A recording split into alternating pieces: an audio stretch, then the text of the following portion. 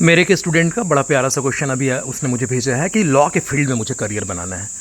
तो देखो बच्चों, अगर लॉ के फील्ड में आपको करियर बनाना है तो कई क्वेश्चन ऐसे हैं जो आपको खुद से पूछने हैं। सबसे पहला क्वेश्चन ये है कि क्या मैं फैक्ट फाइंडिंग कर सकता हूँ?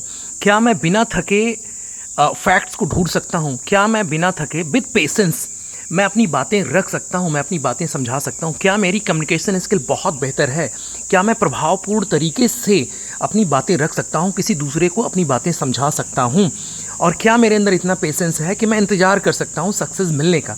क्योंकि देखो, मेडिकल और लीगल का फील्ड ऐसा है कि यहाँ पे समय लगता है।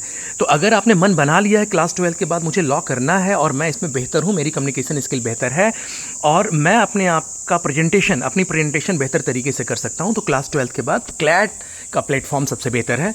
क्लैट के प्लेटफॉर्म पे मोर देन 25 कॉलेजेस हैं जहाँ पे आप एनरोल अपने आप को करा सकते हो, यानी कि BA LLB की डिग्री मिलेगी। 5 ईयर का लॉ प्रोग्राम है, इसमें टोटल 10 सेमेस्टर्स होते हैं। दूसरा एक ऑप्शन आपको मिलेगा ग्रेजुएशन के बाद, ग्रेजुएशन के तुरंत बाद आपको 3 ईयर लॉ प्रोग्राम मिलेगा, तो वहाँ पे अपना एनरोलमेंट करा सकते हो। यानी लॉ करने के आपके पास 2 फील्ड है, 2 ऑप्शन है। पहला आफ्टर क्लास 12 BA LLB, दूसरा ग्रेजुएशन के तुरंत बाद 3 ईयर का LLB कोर्स। इसके बाद मास्टर्स कर सकते हैं, LLM कर सकते हैं और इसी फील्ड में आप रिसर्च में भी जा सकते हैं।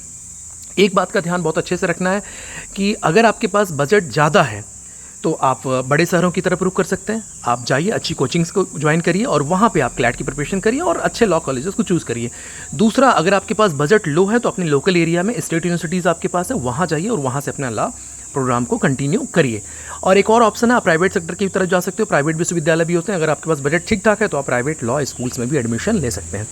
कुल मिला के बात ये है कि आपके अंदर लॉ के लिए एप्टीट्यूड है या नहीं है। अगर एप्टीट्यूड है, अगर आप रुक सकते हो, अगर आपके पास पेशेंस है, कम्युनिकेशन स्किल है, तभी आप लॉ के फील्ड में जाइए। और एक बार अगर आपने मन बना लिया कि हाँ सर ये सारी चीज़ें मेरे अंदर हैं, तो आप लॉ के फील्ड में जाइए।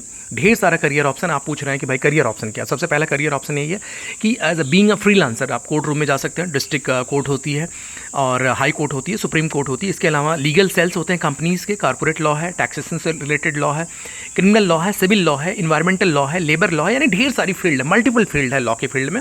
और इसके अलावा लॉ की डिग्री आपको स्ट्रेंथन भी करती है।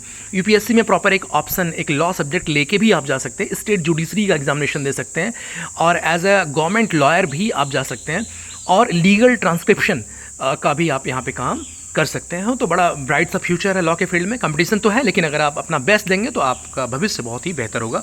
तो ये थी जानकारी लॉ एज अ करियर के रूप में।